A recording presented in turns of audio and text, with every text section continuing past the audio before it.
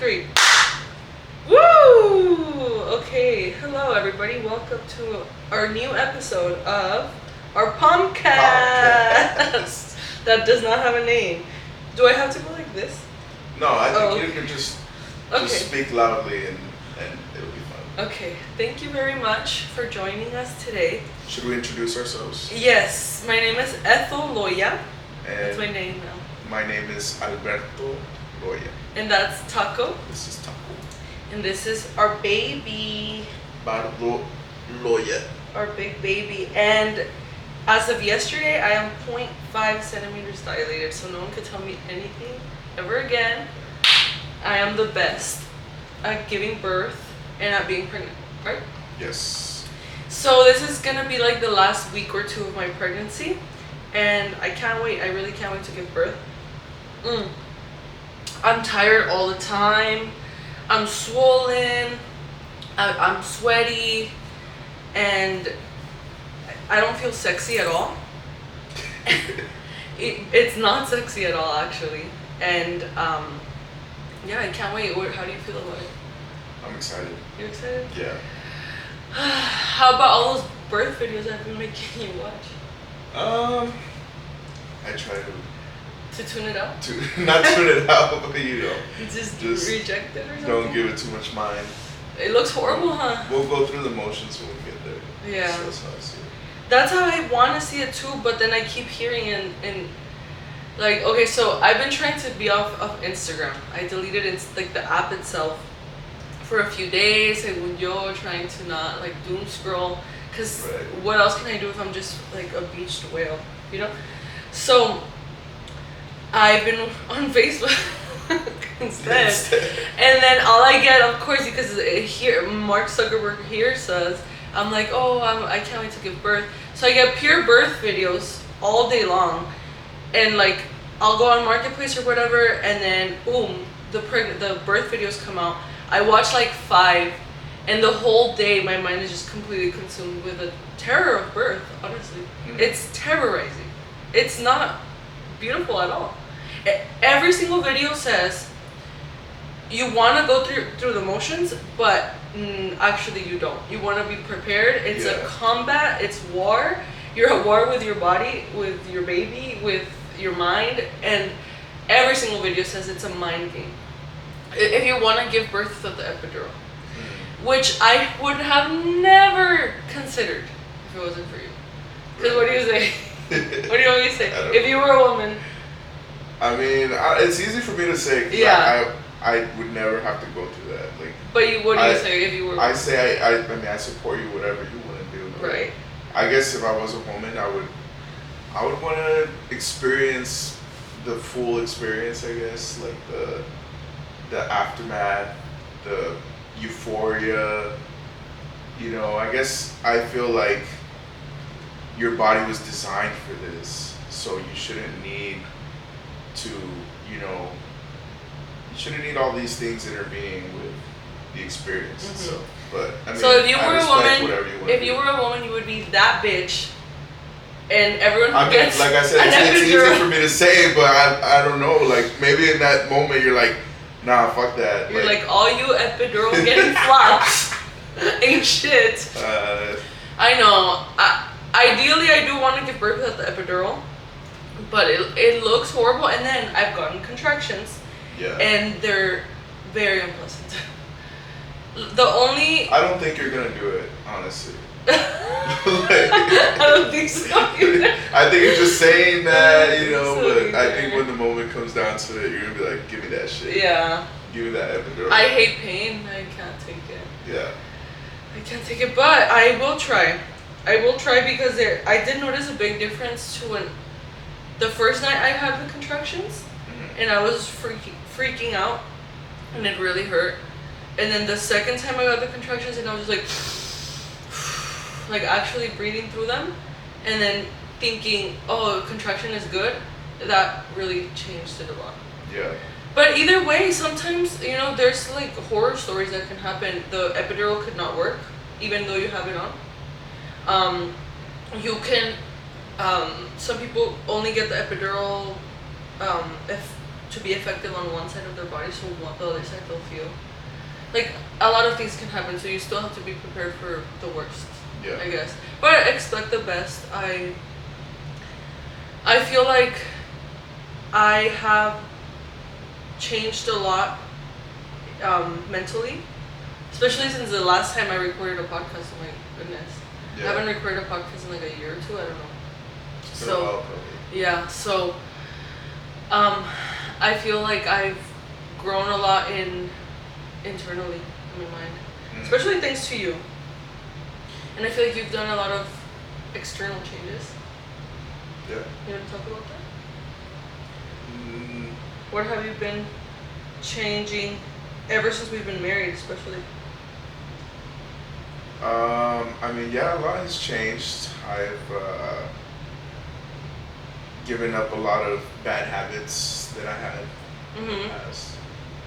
You know, smoking, drinking every day, going out, you know, spending unnecessary amounts of money. I guess that's been the biggest change. Aside from that, just little adjustments here and there, you know. Get used to being a father and, you know, provider for a household, because all that is still new to me, you know. Yeah, we've barely been doing it for a year. I think that your biggest change has been changing from being a night person to a day person. Oh yeah. That's Like, good. you were a night person for how many years? Like 8 years. For people that don't know, what do you do? I am a poker dealer And player. and player. And before that, I worked as a floor supervisor at a poker room in El Paso. And I was the night floor, so even then I was getting off work at 6, 7 a.m. You know, sleeping in the day, working at night. Went from that to moving to San Antonio, dealing here at what was Rounders, working, you know, 11 p.m., midnight till 7, 8 in the morning. Crazy lifestyle. And then going to the bar at After- 7, 8 in the yeah. morning, Like a nurse or a doctor. Yeah. Yeah. getting blasted and then sleeping all day. Yeah, it was, Yeah. When you were a bachelor. yes. Yeah. So you could do it. It wasn't like you were being irresponsible. No, yeah, I mean, Reckless. Like, you could afford to do it. yeah. But I had never met before you anyone who even played poker. Much less. I'm was- sure you have, maybe you just didn't Right. know, like, they played or... They were in the poker lifestyle. Yeah. But like, ever since the first time we spoke, you told me that you were a poker dealer, I think. I don't remember exactly what you said, and I was like, what's that? Yeah. Like, I had no idea that that was a job or a lifestyle. But now I know that everyone in the world plays poker. Everyone is in serious amounts of debt. Everyone is a cocaine and drug addict. Yeah. Everyone's an alcoholic. Like, everyone. Like, Everyone's got something. the reason I say everyone is because every time we go somewhere, almost every time, like, we'll be at HEB or out eating, and you'll be like, oh, hey, 2 random people, because everyone goes to these poker rooms.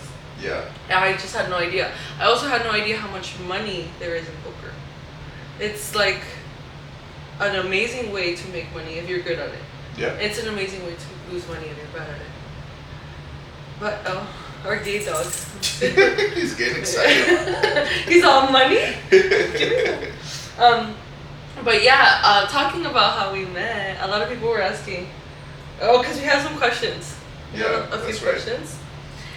A lot of them, like 4 people said, "How did we meet?" Ooh. Oh, your pom pom fell off. Oh, I don't know if you need it or not. I mean, I'll just leave it. Okay, well, how we met is so dumb, but You think beautiful so? at the same time. Well, it's kind of silly. It's kind of basic, right? Like, It's kinda oh, silly. we met online. We met on Instagram, the best dating app in the world, because it got me a husband. We met on Instagram. It was October 2022, I think. I'm gonna say 2022. Checking. And I found his profile, and obviously he's so hot. I clicked on his profile. Check. Is it okay? Yes. Sorry. Okay. I'm over here saying how you meant and you're on. I accidentally was like clicking buttons. Okay, so it's okay. So yeah, it was October 2022 or 2023. I saw this super hot guy on Instagram, which never happens. Everyone's so ugly. I click on his profile and I'm like, oh my goodness. So you guys should put yourselves in my point of view and then go on my husband's profile. Past the pictures of me, of course, like before me, and see how cute he is. Oh my gosh, he's so cute. And then he had a picture of it was like a filter where there was a foot in his mouth, remember? Yeah. And I was like, oh, this is it's like a foot holding the phone. Right, it's like a foot, yeah, exactly, holding the phone, and then he comes out on the phone, and it's like cute and funny, but I was like, yeah. Licking the toe he's like, through the phone. And I was like, oh, that's what I want. I want to recreate this with this man. No, just kidding. I don't know if I was maybe like ovulating or something that day. I was like, oh, hot. And then I went on his pictures, like the first one, like the second one. Like he had like 10 pictures or something, no? Yeah. I liked all of them. It was a big. And then I remember I ended up, from my perspective, that happened. And then I ended up going to Juarez that day, sleeping over in Juarez. And then he messaged me when I was in Juarez. Yeah. And he was like, oh, is this how girls shoot their shot? And then we talked a little bit that day, right? Yeah. We talked a little bit that day. It was either that day or like the next day or something. And then he told me that he does, he's in the poker industry. And I was like, oh, he's so cute. But I remember kind of giving him a hard time, like being a little bit of a bitch, but not too much, because I was very interested. And then he misspelled the word paid for some reason. And then like I was like, paid? You misspelled it or whatever. And he got so mad or something. Or I was more embarrassed. He got so embarrassed and he's like, oh, fuck my life, or like I'm gonna kill myself. The way you told me, it was like, yeah, I clocked him. Such an idiot. Yeah. I can't believe you misspelled this word. But I was flirting, I thought. Well, I was like, oh man, I guess I ruined my chances. And now that I know him so well, yeah, I can see why he would be like, ugh, whatever. It's like, alright, well, whatever. Okay. I tried.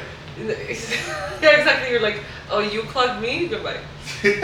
So, yeah, it was weird because, I mean, not to sound all that, but like, I usually don't ever put myself out there like that. Mm-hmm. Or like try to communicate with a man. You know what I mean? Like, I never want to.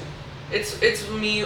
It was more me like playing defense a lot of the time. Like, especially online, of course. Like, I was single for a long time, and I would always get all these messages from guys and stuff. So it was more like, I guess I was kind of in that mentality, you know, like being rude and. Yeah, it came off kind of rude and like I know defensive. So I was like, oh, okay. Like, yeah, but it was me being interested. Yeah. So it didn't work out for me, but it's okay. I mean, it ended up working out, obviously, but. But like a year later. A bunch of time. We kept following each other. A year later. Maybe longer. Maybe longer. We, I was doing like the food content that I used to do, and his dad owns a restaurant in El Paso, and he reached out for some pictures for his dad's restaurant, and then we talked on the phone.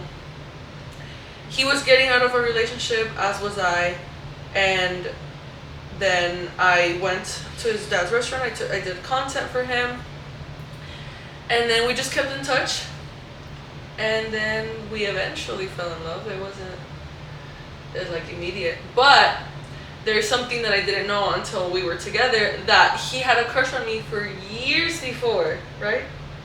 Well, yeah, I saw like a mini online crush. I saw your page like a year many years ago. When I was a baby. Yeah, you were promoting. I guess you were promoting like your writing services. Yes. And you like talked in English and did your thing, and then you switched to Spanish, and I was like, oh, Novarita. You were one interesting chica. Yeah, I was like, oh, she's cute. And then I clicked on your page, and I guess I saw Yaya, and I was like, oh, I guess she probably has a man, And yeah. I've never. Well, yeah. Right. I get it. But I didn't know that, and I felt like, okay, sucker. No, I felt very flattered when he told me that. But goes to show that my husband does not give a fuck about me, and he never reached out first, and he played hard to get for a long time. I am hard. Yeah, he's so annoying. And okay, so something that we had talked about a few days ago too. You ghosted me. I did. A lot of people don't know this. Yeah. Well, I mean, she was still talking to someone when we started, I guess, talking and getting to know each other. Yeah. She says he was just a friend, but I mean, she would post him and say my man and all that stuff. So I was just like, I understand, but not for me. The honestly, I feel like that caused a lot of insecurities in our relationship for me, because it's kind of like the words didn't match the actions sometimes, and that would mess with my mind so much. I feel way more secure now, but like, even though it was justifiable, I guess the lack of communication and like a surprise ghosting can really affect someone, like. So in our situation, we were talking for a few months, still kind of as friends, but like, would you agree that at the time when you ghosted me, we weren't like super romantic or anything like that? No, we're getting to know each other. I thought it was pretty obvious that I liked you, though. I mean, that you can never tell me. I thought it was pretty obvious that blah blah blah, because I can never tell unless I'm told like, hi, I like you. Yeah.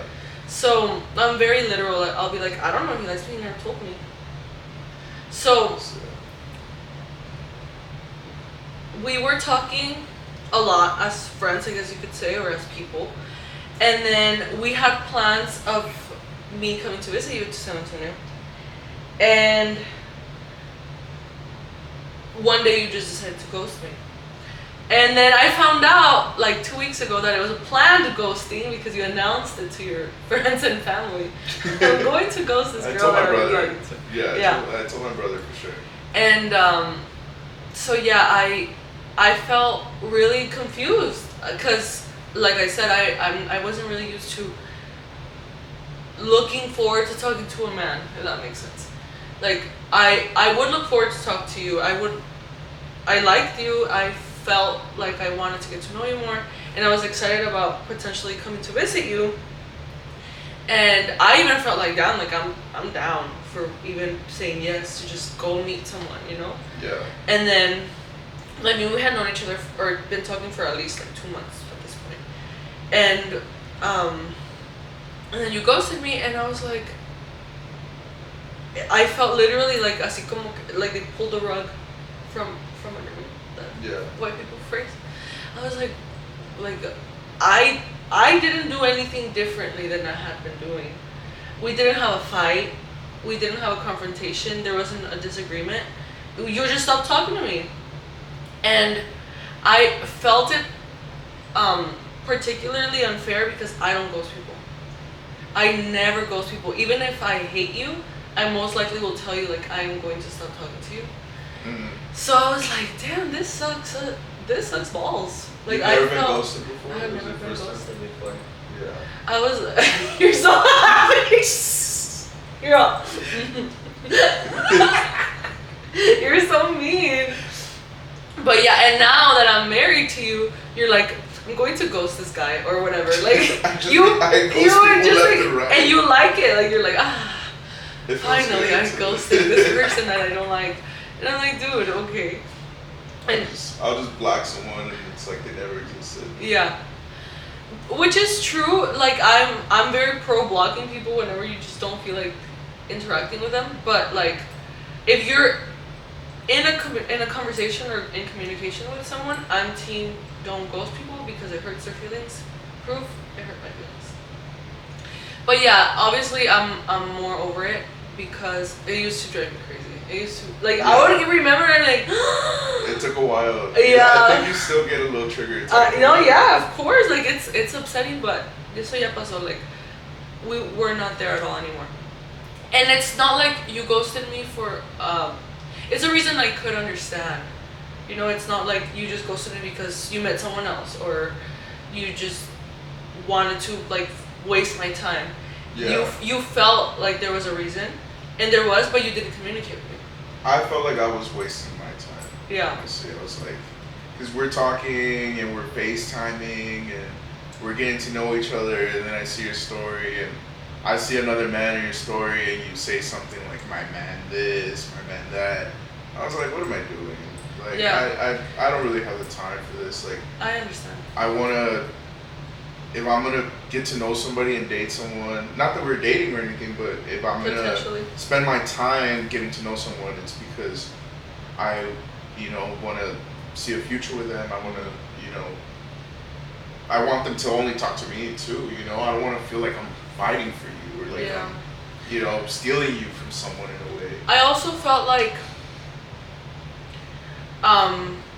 when we were talking in the very beginning, I don't know if you remember the dates, but it was around January. You had, I don't know if you want to say it, but you had some crazy stuff happen with the person you were dating before me. Yeah. And you would talk about it a lot. A lot. Yeah, so it was a traumatizing. It is super traumatizing. It's probably like the most traumatizing thing that could happen to someone. And you would talk about it a lot, and I felt like you weren't over it for a long time. So I also didn't feel like you wanted to even date me. And in general, you would kind of just tell me a lot of things about your past. A lot. So I was like, oh, maybe he just wants to be my friend, because like I wouldn't think that a guy that's interested in dating me or liking me would tell me so much about other women. Do you know what I mean? Because well, I want you to know the truth. What I've been through and who I am. Yeah. But then everything changed when we got on the same page. Fast. Yeah. Yeah, so... When we met. Yeah, when we met, everything was perfect already. Yeah. But, we met virtually, and then we met in person in May. So we met virtually... It was in May. It was around... Or like April? It was when I went for my dad's birthday. For your dad's birthday, yeah. So, yeah, you literally came all the way to Alaska to see me. And I was so happy and I was so excited. But, both you and I were completely single at this point. Mm-hmm. No one else.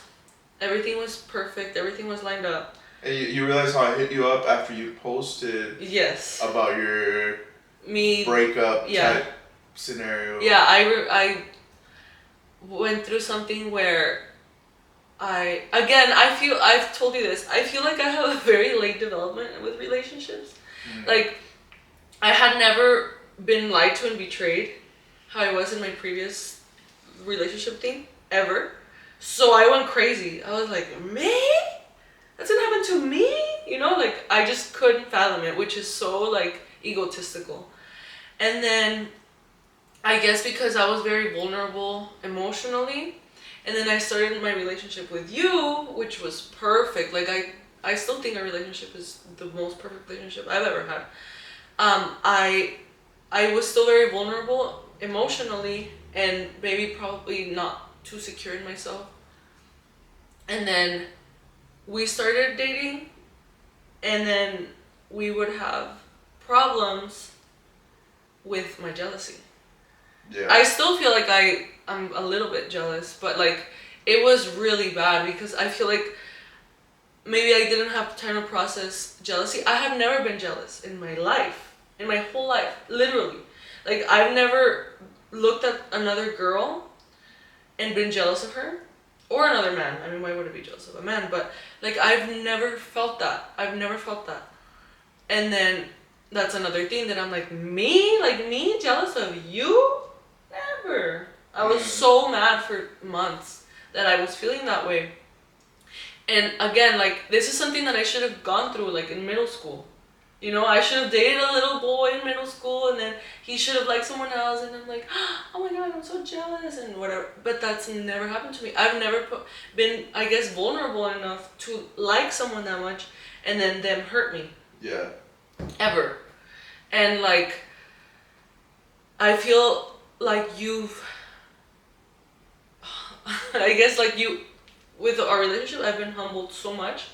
Because I'm like, yes, bitch, it can happen to you. Like, you're not above anyone else. Because I kind of thought, like, especially with how I grew up with my mom was a very jealous woman to all her boyfriends. And she had so many boyfriends. But I was, like, she was so jealous. And I always thought it was, like, an insecurity thing. That it was, like she doesn't value herself. And that's why she's jealous. Like, that could never be me because I actually value myself. And whatever, and it's like, yeah, it's part of that, but it's a lot of other factors too. And it's like, this relationship has helped me see a lot of my flaws. You know, like, I thought that just finding the right person would make everything so easy. But then I'm like, oh shit, I kind of suck too. Like, it's not just other people that have sucked in my life. I kind of do sucky things. Do you feel like you've learned something like that through marriage? About yourself? Oh man, I guess yeah. I've learned a lot. You know, I've learned a lot about myself. You know, I've learned how my actions can affect the people I love, hurt them. Same. In many ways, you know, and I think I've done a pretty good job at like adjusting and, you know, like growing quickly and trying to accommodate like your feelings, your needs. Yeah. You know, and because I mean, honestly, like I would get upset when you would get jealous because I'm like, how can you be so jealous of things that happened before I even knew who you were? Mm-hmm. You know, because you'd get mad at me for like things that I did. I didn't know I was gonna meet you and want to marry you and spend my life with you. Yeah. So it was true. It's true. And you know, I quickly realized that me responding to your jealousy and your anger with more anger, and you know, it just wasn't gonna work. Yeah. You know, so. Yeah, actually, that's one of the questions. It says, how did you both overcome triggers and hurtful pasts together? And I'm like, hello, I'm still freaking triggered. I'm not right now. I'm just kidding.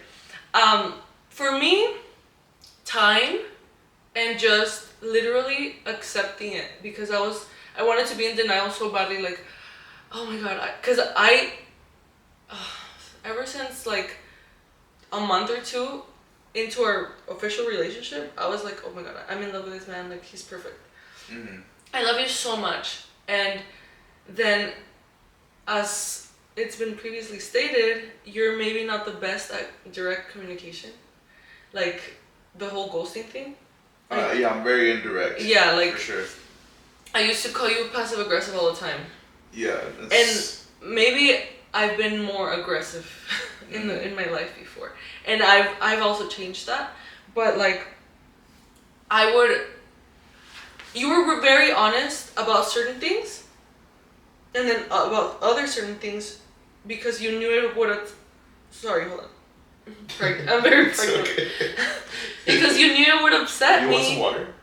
No, I'm drinking my okra juice thing. Oh, okay. So, in order to not upset me, you would either omit the truth or even like borderline lie. And that's what makes me irate. Like, I can't handle it. As I've said before, like, I can handle the truth, but I cannot handle being lied to. It would make me crazy. And I know you weren't straight up lying to me, like, oh, this didn't happen or whatever. But I could tell it wasn't the full truth. And it would eat me up alive. And then I would have that, like, hurt of, you have ghosted me. Yeah. And then you've also said things in your past, like, Oh, I've been with girls and then I like don't like them anymore and I'm still with them. Stuff like that, and that goes to my subconscious, you know. Yeah. And I'm like, dude, he hates me. This like he's gonna leave me at any moment. Like I was insecure, literally, like not secure in the relationship for a long time, but your actions proved to me that you really did love me. So it was like a cognitive dissonance going on in my mind, which sucks, especially as someone with like OCD tendencies, because I obsess, play it over and over and over and over and over, and I can't stop. I'm like in a loop until something breaks the loop, and then I change something, and then I'm like I can be free from it. But how did I overcome is a question. Yeah, time, accepting it, and just I guess being like brave in the sense of, you know what, if he wants to hurt me and leave me, it's gonna happen, and if he doesn't, then it won't. Like it, having faith that it would work out, and then it did ended up working out. So that's what helped me little by little feel more confident and more confident and more confident, and also like being just openly I guess crazy about it helped me. Like I like I would, if I saw something that made me mad, if I found something that made me mad, like I would go fucking crazy. I would just like express myself, and then I would tell you like I would tell you, oh, I'm jealous of this, or this happened, and like te la hacía de pedo, and then you would get mad, and then I would be like, wait, like I don't want you to get mad. I would tell you like, I don't want this to be a problem anymore. I want you to reassure me. Like I would tell you, this is what I want. Yeah. Like I want you to reassure me. I want you to be nice to me. I want you to like understand I'm suffering. Like I'm not trying to give you problems. I'm suffering. And then I feel like eventually it went away. And then also like a week ago I was like, babe, I feel so good because I don't like, I'm not that jealous anymore. Like I don't give you problems. And your face, you were so disappointed. You were like, where's my crazy jealous? I guess I'm a flop. And also you don't love me anymore. Right. Why aren't you jealous? So you hate me. Yeah. Okay. Also, it's the relationship is over. I literally thought you were gonna be like, I'm so happy, congratulations, finally. No, I am happy for you. I feel, I mean, it was kind of like a trigger for me at first when you would get so jealous, because it reminded me a lot of like some of the toxic relationships I'd been in, like from a young age. Like my very first girlfriend in high school was like super jealous all the time. Yeah, you told me. And would like violently. Yeah, like would straight up like beat my ass. And she was a couple years older than me. And yeah, I don't know why I'd get so like just disappointed and like angry when you'd get jealous, and I'm like, you have no right to get mad at things you know I've done in my past. Like we weren't together, you know, and I get you, but that's just how I felt at the time. I was like, man, this is bullshit. Like why am I dealing with this? You know, it's not fair, because obviously if I would have known that you were the love of my life, I would have avoided all the bullshit that I went through. Yeah, you would have been a monk? I mean, celibate monk? No, I would have just hit you up sooner, you know. We would be married already. I know.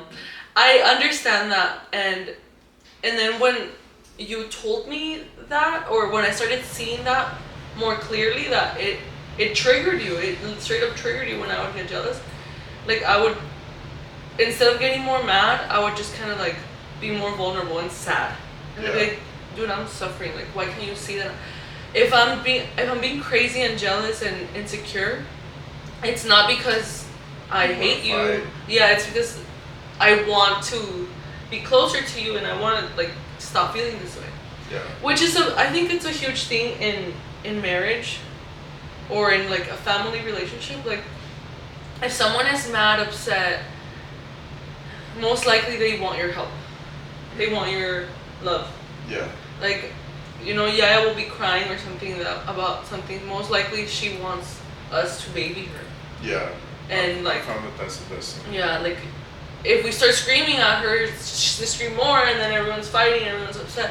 But if you're like, which is hard to do, like if someone is hysterical or upset, it's easy to match their energy.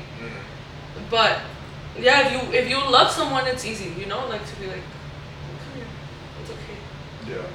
So that's a good. How do you overcome triggers and hurtful pasts together?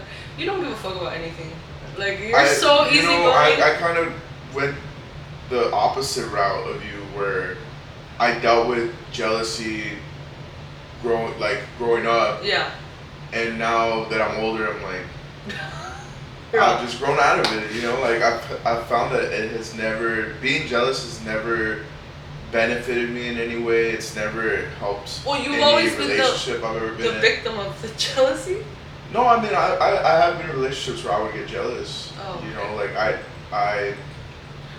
I did, you know, I got cheated on once, and then the relation, I never felt the same after that. You know, I was always like, who's that? Who are you texting? Yeah. Why did you look at that person? You know, like shit like that. And it's just like,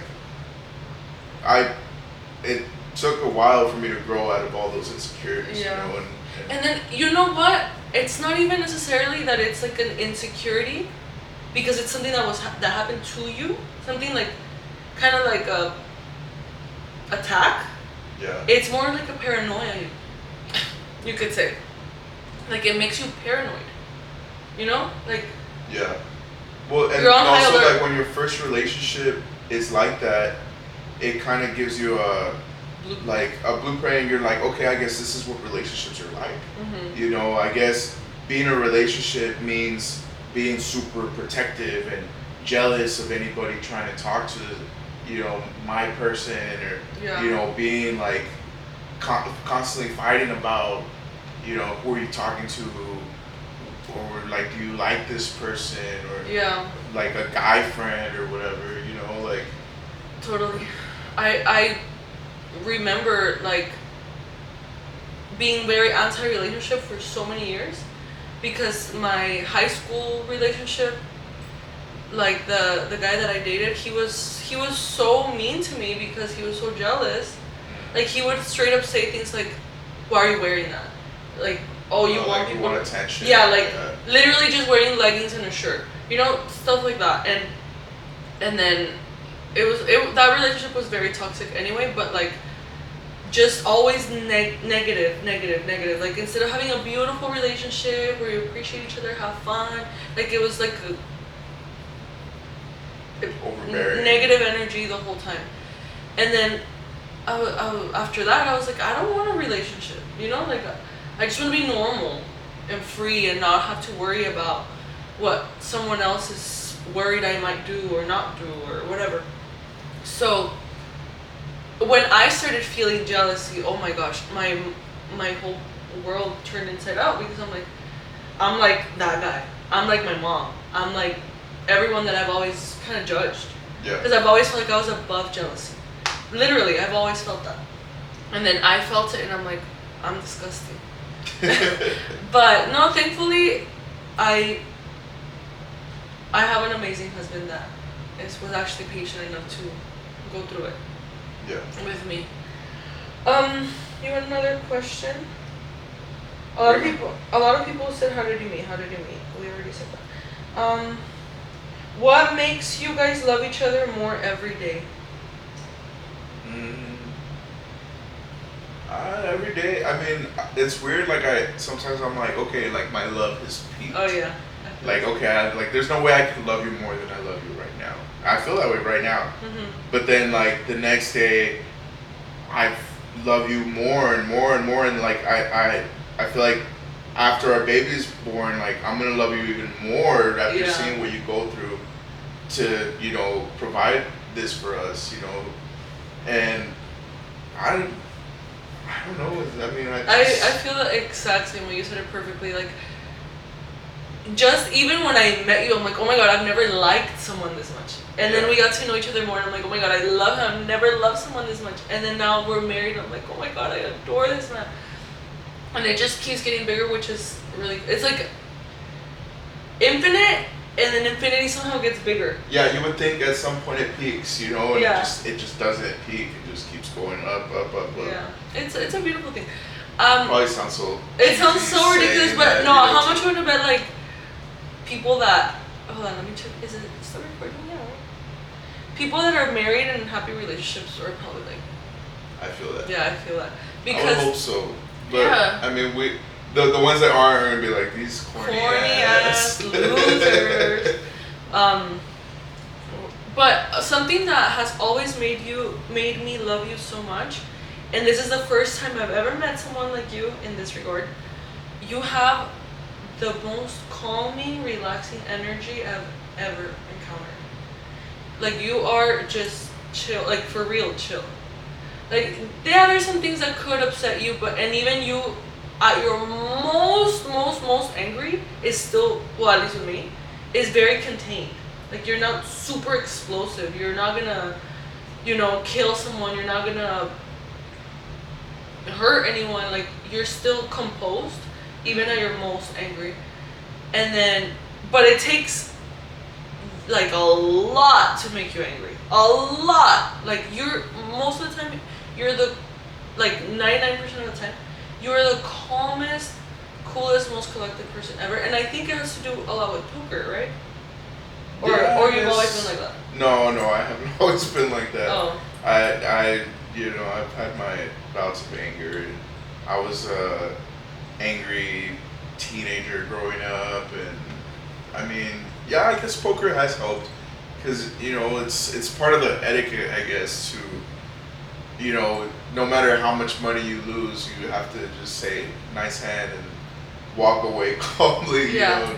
Even if you like throw a little shade or get a tiny bit upset, you're gonna go back to that Yeah, place. exactly. And it just looks bad. It looks bad. It's not part of the etiquette. Yeah. There's been times where I've lost $1,000 on the river, and it's like, I was like a big favorite, and I'm just shake my head and say, all right, well, nice hand, whatever. Yeah. I mean. And because every time that you win, it means someone else lost too. Yeah. So. Yeah. Everyone has to stay calm. It's not fun winning and someone getting mad at you for winning. Mm-hmm. I learned to just shrug it off and laugh about it. And then when you win, you're not like, woo! Yeah, I try not to rub it too much in people's faces. There has been times where I catch myself celebrate a little too hard and I'm like, okay, I need to chill out. No, I mean, I think it's okay. Everyone especially in like big tournaments, it's like so exciting. Like, yes, but I bet. I don't feel as bad in tournaments as in when we're playing for cash. Then it's like, I just take your money. Yeah, I don't want to make people feel worse than they already do about losing money. Cause no one likes losing money. But yeah, I guess I've learned a lot from poker, and it has helped me to remain stoic. You should write a book. How poker can save your relationship. Become a poker. That's a good idea. Become a gambler. I've never been much of a writer, honestly. Oh no. Not good with words. You say that. That you're not very good at writing. I've always been more like a math. Like, they would always have like the standardized tests growing up. Like I would score like commended performance or whatever on like all the like the math and stuff. But then when it came to like the reading and writing, well, the reading I would do okay, but the writing, I would like barely pass. Which is crazy because I feel like you and I talk a lot and you're very eloquent. But I'm the opposite. I'm the complete opposite. Yeah, I know. You have an amazing way with words. I communicate and talk a lot. You're a chatterbox. I'm also kind of quiet. So you say? Outside of our home and outside of our relationship. No, you are actually. It used to make me so mad when you were like, you would be like, oh, I'm antisocial, or I'm shy, or I'm like, dude, if you were, you would get no bitches. You're Mr. Bitches. So I'd be like, no, you're wrong. You're just not interested in. You're not interested in talking to people that you're not gonna have sex with. So I would be like, no, you're not antisocial. You're just not gay and don't want to talk to guys. Maybe. I'm dead. Okay. Especially small talk. I feel like small talk's a little boring. You me has contagiado con eso. I'm the worst at small talk. I don't want to talk to people anymore. Like, oh, okay. Yeah, it's like, okay, what? What's the point? I hate that. I feel like if you like small talk, you should keep. If there's one thing I could change about myself is I wish I was more friendly in social settings. You do? More outgoing. Yeah. I feel like I'm missing out. You know what? Sometimes, rarely, you'll meet really cool people and you'll connect. But most of the time, I feel like the reason I used to love to be more social was obviously, first of all, I had no one else to talk to at home. Just a little kid. Like it's not very invigorating to be talking to like a 3, 4, 5, 6-year-old. Yeah. But even though she's very smart and everything. But I always wanted like that adult connection. I didn't talk to adults all day long. So that's why I like being social. But it's gonna sound so egotistical again, but I think I just like to hear myself talk. Like I think I was just me enjoying myself. Like I have these things to say and listen to me, and I guess kind of being like a little attention seeker. But now, really, like now that I feel like I get all the attention and all the love a normal person needs, I have zero fucking interest in talking to people. Really. Like, I get it. Not that I'm antisocial. Maybe you could say I've been a little antisocial lately. But I'm also pregnant and stuff. But, like, even with friends, ever since I moved to San Antonio... Hold on, the camera's saying something. Okay, that's okay. Ever since I moved to San Antonio, I feel like I have basically lost a lot of my friends. Not that like I had falling outs with them, but I know that the main reason this happened because I went from having not just a big group of like a big circle of friends, my close friends also, like I don't talk to them. And I feel that the reason why this has happened 100%, and I told you this the other day, is that I've stopped forcing people to care about me. A lot of my friendships was me reaching out to people, me telling them my problems, me asking them to hang out with me, to go here with me, to do this with me, to ask, like, they wouldn't even ask, and I would just go and tell them things. And then I stopped doing that, and I'm like, oh, look, no one hits me up, no one messages me, no one calls me, no one reaches out to me, no one asks how I'm doing, nothing, and I feel perfectly okay with that. At first, I was like, okay, where's all my friends at? And I felt lonely, and I was like, oh, I want to make new friends. And the crazy part is, like, everyone kind of feels how you do. Yeah. Like, everyone's kind of in their own world, and they don't want to reach out to anybody because they're waiting for people to reach out to them in the same way you are. Yeah. There's a lot of disconnect with all the social media and, the internet stuff nowadays. It's like social media has made us less social in a way. Like real practical social skills. Yeah. I agree. I agree, but I feel like I was doing it so much. Like my groups of friends that I've had as an adult and my friendships that I've had as an adult, I could show you. I would put way too much effort. I definitely need this like break or whatever you want to call it to kind of balance it out. Because I've been so much on the opposite side of the scale for years. Like going out and like always trying to make a friend, have a friend, be a good friend. Like I was very friendship centered. Yeah. And now I'm way more secure and like I don't feel that. I guess I was more needy. Yeah, I think it'd be good to just redirect that energy into family and inward too. Like give yourself that love that you've been giving others. I feel like it is the first time I ever have like a loving partner, my children, a stable home, like everything, all the basic needs, like the pyramid, all the basic needs are taken care of, all the psychological needs, emotional needs, and then like I'm still working on my self-fulfillment needs. I can say 100% because I'm pregnant. I still haven't really found my thing here in San Antonio. Yeah. But like all the other ones are taken care of for the first time ever in my life, which like really relaxes me and makes me more confident. Like I don't feel the need to be like, oh, I need a friend. I necesito chismear, necesito decir. Like I don't have problems also to be like to run to my friend and be like, oh my god, this happened to me. Yeah. You know, like I have had zero problems for And if months. you do, you just come to me. Yeah. Or, And then the problem disappears immediately as soon as I even tell you about it. It's amazing. So, I have a question. Did the color of your pussy change? I was like, Vanessa. It has. It has, and I'm very sad about it because. Oh. That's a normal thing, though, right? With the pregnancy. Hold on, sorry. Yeah, it is normal, but I asked the nurse, what's up with that, and she's like, oh, go back to normal. Yeah. And then, so your nipples change color. Like basically all parts of your body that are like folds will get darker for some reason. It's like a hormonal thing.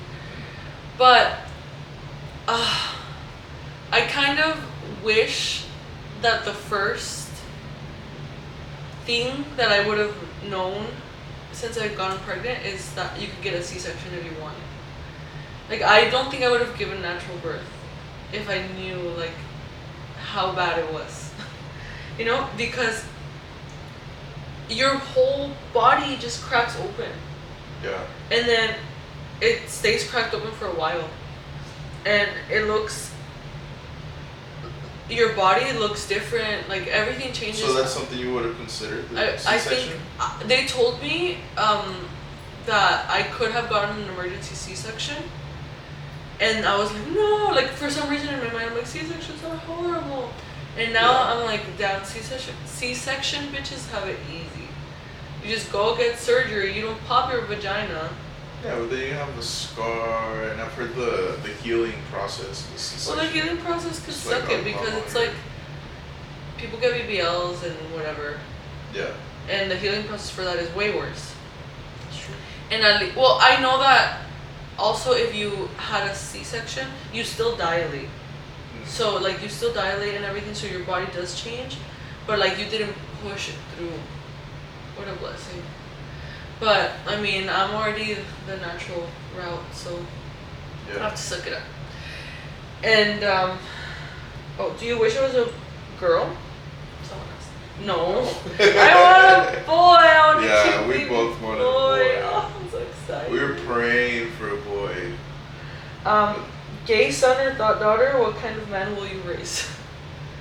Can it be neither? Gay son or thought daughter? What? Neither. What does that even mean? Like, which one do you choose?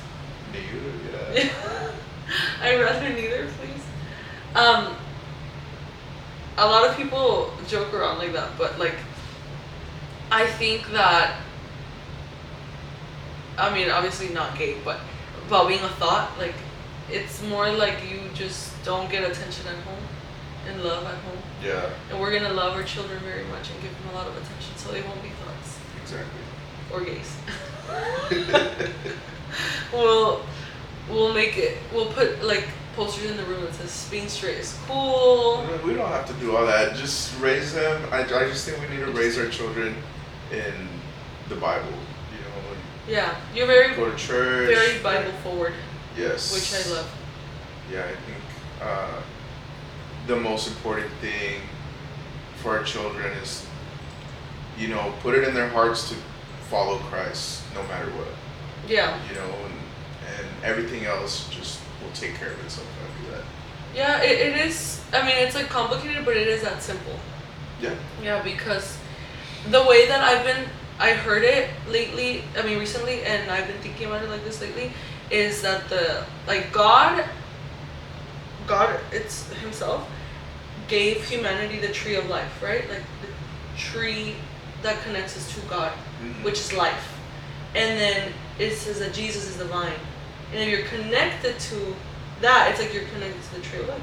Yeah. And then it also says that if you're connected to the vine, you will see the fruits of your spirit, right?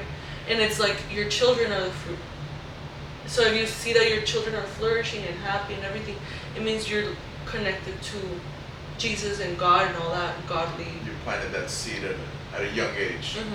And then like everyone's connected through that tree. very spiritual, mystical tree. I love seeing how much Yaya loves Jesus. Me too. She has a thirst for the word, and Me she's too. very interested in knowing more about scripture. And it's been amazing, Yeah, like watching her transform into like she's really been behaving really well lately. she has. She's such a sweet girl. She's so smart. Yeah, she does have moments where I feel like she takes it out more on me. Mm. Like she can be mean to me, which I get. Like little girls are mean to their mom.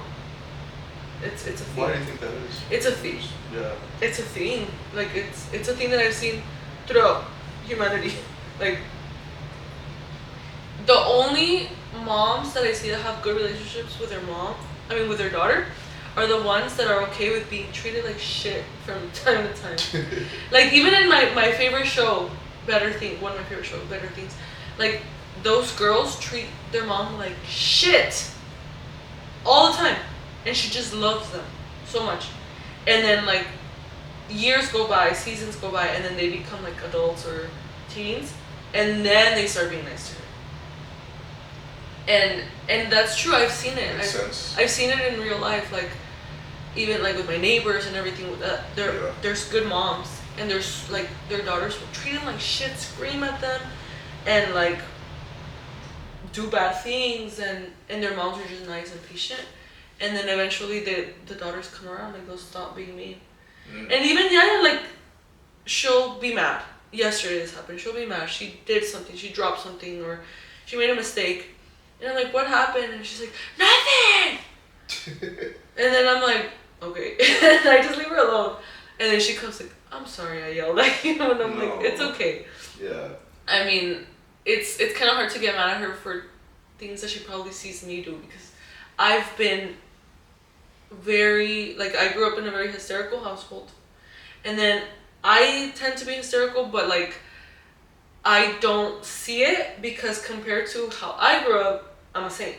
Yeah. And then I'm like, you like black out or something. You black out, or you're just like yeah. Sit there at the chamuco. Yeah. And in my household, there was always a chamuco. Like it wasn't like se metía y se iba. No, it was always a constant chamuco state. And that's why I'm like, in my mind, I've patted myself in the back, like, oh, I'm so calm. But like, compared to someone that's actually calm like you, that I was just hyping you up about that, like, you're probably like, this bitch is fucking nuts. But it's... I think it's kind of cute sometimes, too. You're just like... And then I cry a lot, and I'm like, very emotional, and I didn't know this about myself. I'm very angry. I get angry at everything. So muy enojona. But these are things that I did not know about myself at all. Because, for example, like, it would be very easy for me to be like, don't talk to me like that, right? Like, in a relationship. No me hables así, you better respect me. But then I never knew that I come at you crazy. Like, I'm like, maybe I shouldn't do that. Like, yeah. I never had even the time or the relationship that would give me this, I guess, the space, the situations to see that about myself. Like, I never even knew that I was crazy. I never knew that I was hysterical. I never knew that I was rude and disrespectful. I'm like, in the beginning of the relationship, I'm like, if he talked to me the way I just talked to him, I wouldn't want to be with him. Yeah. And I feel like because I'm a girl, I could get away with more things, but like, no, yes, I can, but like, because if a man screams at a woman, it's kind of like the woman will feel in danger, and if a girl screams at a guy, he just feels like he's being screamed at and like bitched at. It's not like he's like, oh my god, me va a matar o algo. But like, I get that, the power imbalance, but still it's like about respect. Like, I don't want to disrespect you at all. I've never felt like I want to disrespect you. I've never wanted to hurt your feelings, and it's made me be like, okay, I don't want to hurt him, so I'm not gonna act this way. I don't want to start a fight, so I'm not gonna say this crazy thought that just popped into my head. I want to have a respectful relationship, and And yeah, you've really helped me realize that I just get flashbacks, you know, like of growing up.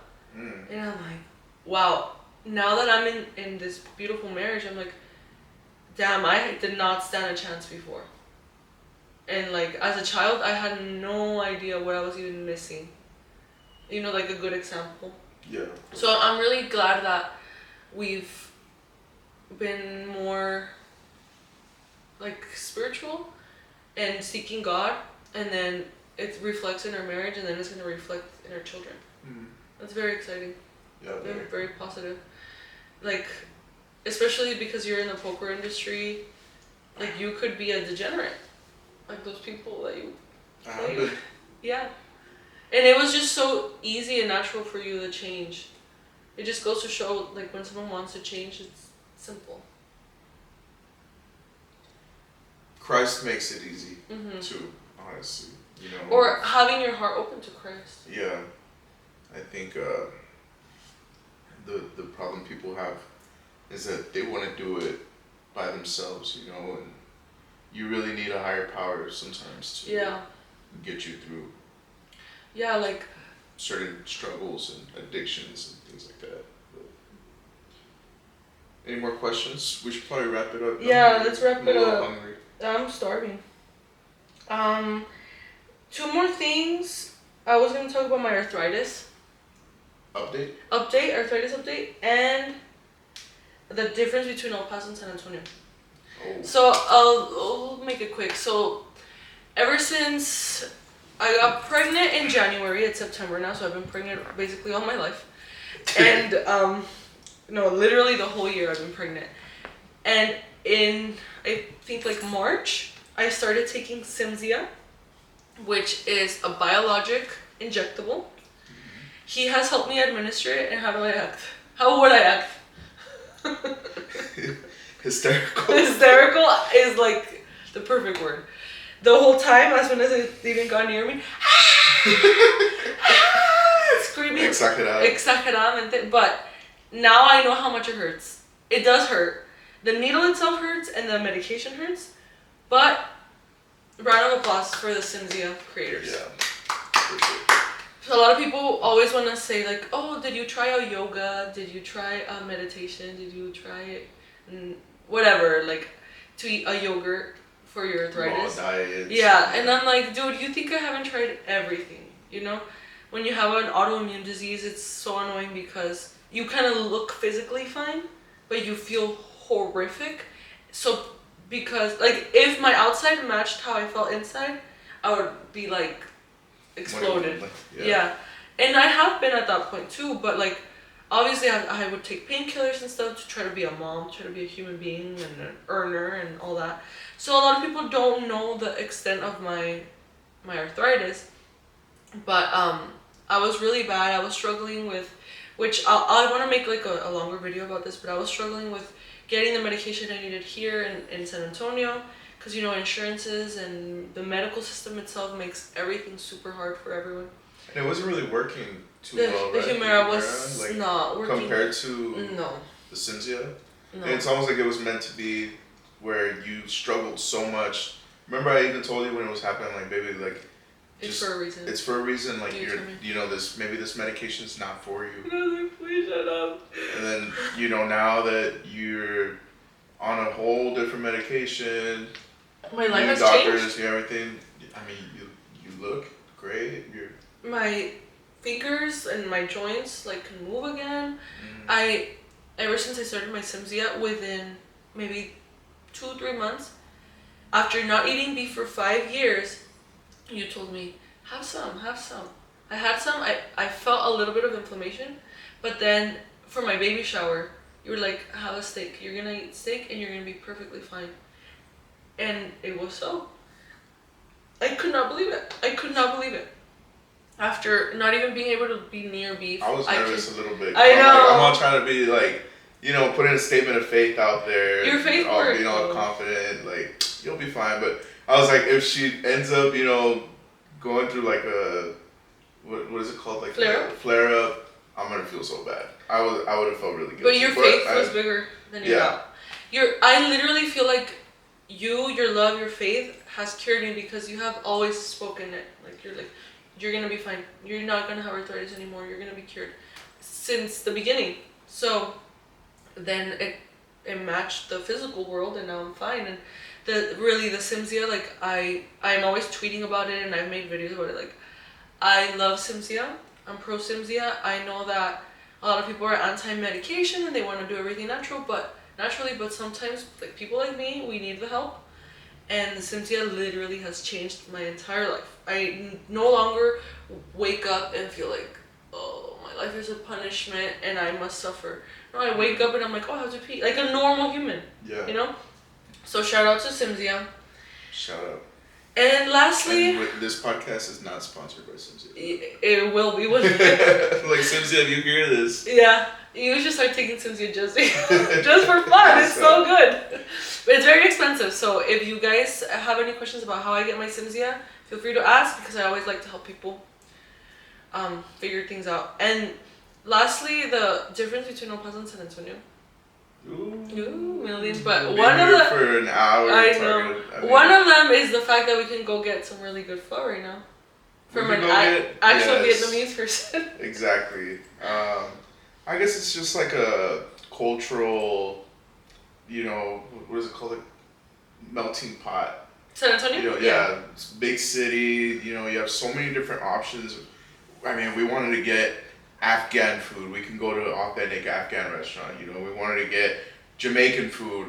You go and it's an actual Jamaican person cooking it, not just a Mexican, whereas El Paso, whether you want pho, Chinese, Italian, it's going to be Mexican people cooking it 90% of the time, but actual Mexican people from Quest. But I mean that's cool. I like that. The Mexican food though out here I was gonna say, but then we miss the real Mexican food taste sometimes. But food wise, San Antonio, I feel like it's really cool and amazing. Oh yeah, for sure. And we're finding places that align more with what we consider to be Mexican food. Yeah. The big thing out here seems to be the Tex-Mex. You go to restaurants. Which I'm not a hater of Tex-Mex, but not as a baseline for Mexican food. I'm a Tex-Mex hater. You are. I'll be the first to admit. If I go somewhere, you like Chuy's? I do like Chuy's. I guess I'm biased, but like I don't want enchiladas with gravy. Stop! I can't even think yellow of that. cheese and fucking. Man. That's true. And then the biggest thing is that they call what we would call burritos tacos. Yeah, it's and they're not just tacos; they're breakfast. Breakfast tacos, but I like them. Like it's the same shit. It's just like a smaller version of it. Yeah, it's a burrito, like a with small beans burrito. But if you go and you're like, I want a burrito, it's gonna be like a California style, no? Yeah, there's two main styles, like the smothered burritos that they put like queso all over it, or like a creamy poblano sauce or whatever. Right. This salsa suiza or whatever they call it. And then there's the California style burritos with the rice and beans on the inside, and lettuce and tomatoes and shit. So just be wary of that, because there's no burritos out here. That's what sucks. We miss the chile relleno burritos, and just being able to go to Vista Market and getting an actual burrito. Yeah, but other than that, I also love HEB. I really do love HEB. Like, I have a love for HEB.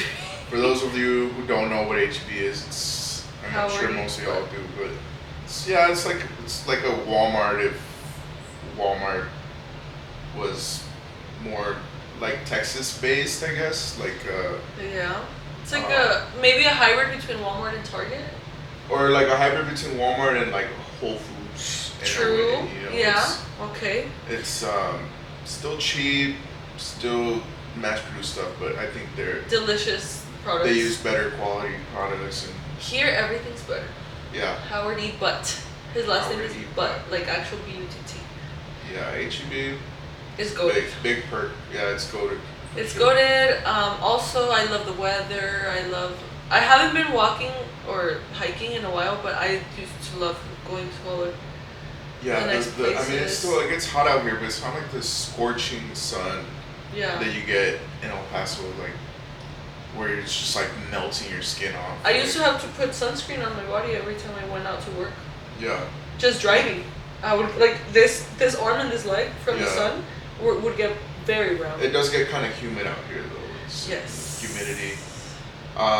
One thing I do like about San Antonio is the ability to travel, you know, and not have to, like, we could go to the beach and it would take us like Either maybe two 2 to 4 hours, depending on what beach we want to go to. We could go to South Padre, we could go to Port Aransas, you know, which they're not the most beautiful beaches in the world, but they're nice. And we go to Austin when there's a lot of we swimming go hang spots. out in Austin, go to the lakes, you know, the rivers, the water holes, all that stuff. It's cool to have all those options, you know, like in El Paso it's like, oh, Boring. let's go to Las Cruces for the day, you know, or let's go to the sand pit. yeah. Let's go play in the sand. Yeah, El Paso's boring, sorry to say. Just kidding. I mean, I've always had a lot of fun in El Paso, but like geographically boring. Yeah. And here there's a lot of activities. There's Six Flags. Ooh, Six Flags Yeah, represent. I miss Six Flags. There's I can't wait to go to a water park Yeah. after I give birth and then SeaWorld, we haven't done the whole SeaWorld gone thing. to SeaWorld. Yeah, there's just so many options, you know. We have a day off and we want to do something. There's a lot to do. There's a lot of things to do there. And in El Paso sometimes you repeat. Yeah, it's like, oh, But it's still let's fun. go to the movies. Yeah. You know, it's like every weekend. Same Plus, shit. I feel like also Mom. because we grew up in El Paso, even though he may look and sound like he was born and raised in Austin, he was born and raised in El Paso, and we know people there, so it's more fun. Here, I'm gonna do a reenactment of what it's like to just be with people from San Antonio. Okay? Okay. Pretend you walked in. Okay. Okay, sit down. This is what they do. Hello. That's it. That's it in a nutshell. They don't look at, well, some stare. There's a lot of people that stare at you, but no one will greet you, no one will say hello, no one will say good afternoon. It's like you don't exist. It's like you don't exist. It's a big city thing, you know. It's a big city thing I for think sure. it's the same in New York or, you know, just Yeah. I don't know. I've never lived in LA, you know, but I would say no. it wasn't like that in It LA. wasn't. People were social and Very social. okay.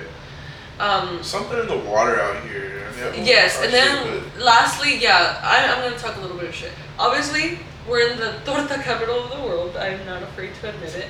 It's full of chubby girls. Yeah, it is. I've never seen so many chubby girls in my life. And I'm talking about, there's really hot girls. There's really hot, beautiful women, of course. But they're within 5 to 10% range. Yeah, very. Most women here are fatties, Yeah. including me right now. Like, I always say, like, I wonder if people think I'm just from San Antonio or Yeah, pregnant. they be looking at you like, is she pregnant? She's just another torta. But yeah, there's chubby girls, chubby guys too. Because everything's deep fried, I guess. And then people tend to be socially more reserved than in El Paso. Mhm. But there's a lot of culture, a lot of cool things to do. So overall, I love living in San Antonio. Yeah, it's cool. I love it. It's fun. I like it. And we got this dog. Yeah, this is Taco. We're fostering him. You found him I found him on Facebook Marketplace. from From Authentic San Antonio. Yeah, San Antonio from, Torta. San Antonio Catfish, Yeah. and yeah, she couldn't keep him anymore because I guess it's expensive to have a dog or something. I don't feel like I spent any money on him, but We spent a little bit, but I guess maybe she felt she couldn't give him a home anymore, right? oh yeah, she was getting kicked out of her apartment. I don't Yeah. know, but I mean, But he loves us now. Yeah, he's pretty sweet. He loves us. We've given him a loving home. Our daughter adores him. Adores him. And- Yeah, she.